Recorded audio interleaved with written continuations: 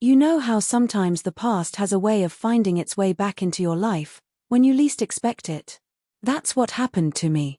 And what unfolded in the quiet hours of midnight still leaves me breathless to remember. My name is Sarah Mitchell, and I'm 61 years old. For the past 7 years, I've been living alone in a quiet house in Northern Virginia. My children are grown, one chasing his career in Los Angeles, the other raising her family in Boston. I thought I had built myself a peaceful life after my husband, David, passed away. My days had a steady rhythm, mornings with tea, afternoons with books, evenings spent in silence. I had convinced myself I was content. Truly, I believed I was done with surprises. But then, last weekend happened. The rain was falling in steady sheets against my windows when I heard the knock at the door. Standing there, rain-soaked but familiar, was Mark Reynolds, an old friend of my late husband. They had gone to university together, built dreams side by side, and shared memories I had only ever heard in passing. I hadn't seen Mark in more than a decade, our contact reduced to Christmas cards and the occasional polite email. So when he called me earlier that day, asking if he could stop by while driving through Virginia, I assumed we'd meet at a cafe. But hotels were full because of a wine festival, he said. Could he stay the night? I hesitated. But then I reminded myself I had a guest room. It was innocent, harmless.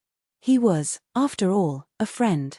When I opened the door, he carried the scent of rain and something else, something that tugged at a memory I couldn't place. His hair was streaked with silver now, his beard neatly trimmed, but his smile, it was the same easy, disarming smile I remembered. For a moment, I was transported back to another time, another version of myself.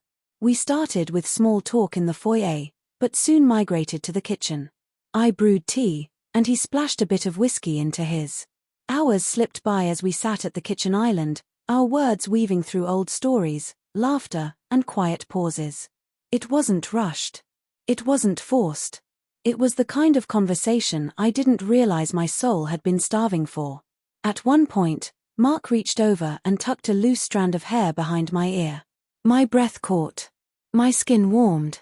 I didn't pull away. But I didn't lean in either.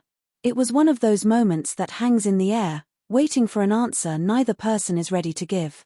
By 11, I showed him to the guest room. Fresh linens, a lamp by the window, everything perfectly ordinary. But the look he gave me as I closed the door lingered, gentle, searching. I returned to my room with my heart restless, beating with an energy I hadn't felt in years. I must have fallen asleep for a while, but something stirred me awake around midnight. Maybe it was the sound of branches tapping against the glass. Or maybe it was the quiet, deliberate footsteps in the hallway.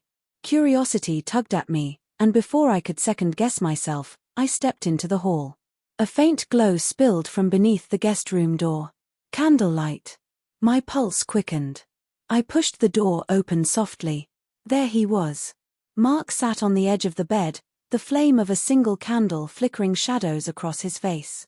He looked up, surprised at first, then softened. I couldn't sleep, he said in a low voice. Too many thoughts. I stepped in, the floor cool beneath my bare feet. Are you all right? I asked. He nodded, his eyes dropping briefly before finding mine again. Just being here, it reminds me of David. Of the old days. Of your laugh. His voice cracked slightly. Then he added, almost whispering, and I'm sorry if I crossed a line earlier with your hair. I didn't mean to make you uncomfortable. I moved closer, my heart racing. You didn't. That's when he reached for my hand. His touch was warm, steady, and unexpectedly tender. Something inside me shifted. Loneliness, a familiar companion for years, suddenly felt optional. We sat side by side on the edge of the bed.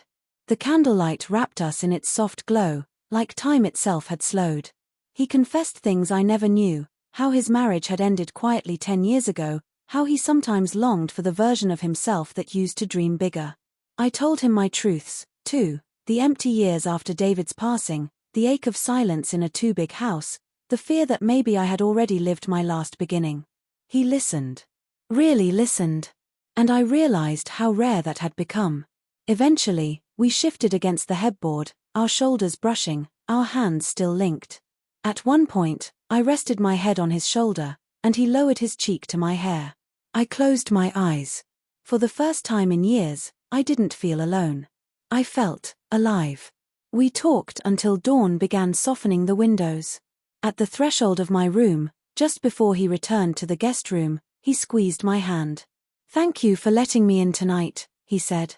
And I knew he wasn't just talking about the house.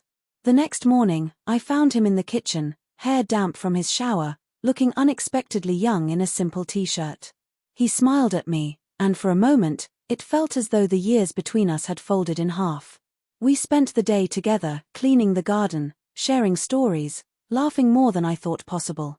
In the afternoon, he admitted quietly, "I don't want to leave just yet." My heart thudded, and I told him it wouldn't be strange if he stayed. Because by then, I knew I didn't want him to go either.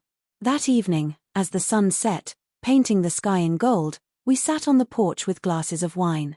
I admitted that I used to talk to David during sunsets, telling him about the day, the things he'd missed. Mark didn't judge, didn't interrupt. He simply reached for my hand. "There's always room for something new," he said softly. And for the first time in a long time, I believed it. Later that night, when he asked quietly, "Where would you like me tonight?" I took a deep breath. "With me," I whispered. We didn't rush. We didn't pretend to be people we weren't. We shared space, shared warmth, shared the kind of closeness that doesn't need fireworks to feel profound. It wasn't about erasing the past, it was about allowing the present to matter. The next morning, he made breakfast, scrambled eggs and toast.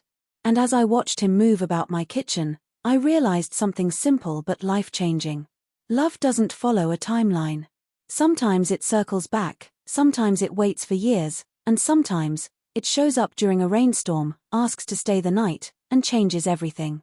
Mark left 2 days later, but not before promising to return. And I promised myself not to close the door again, not to him, not to life, not to love. Because at 61, I finally understood, beginnings don't have an age limit.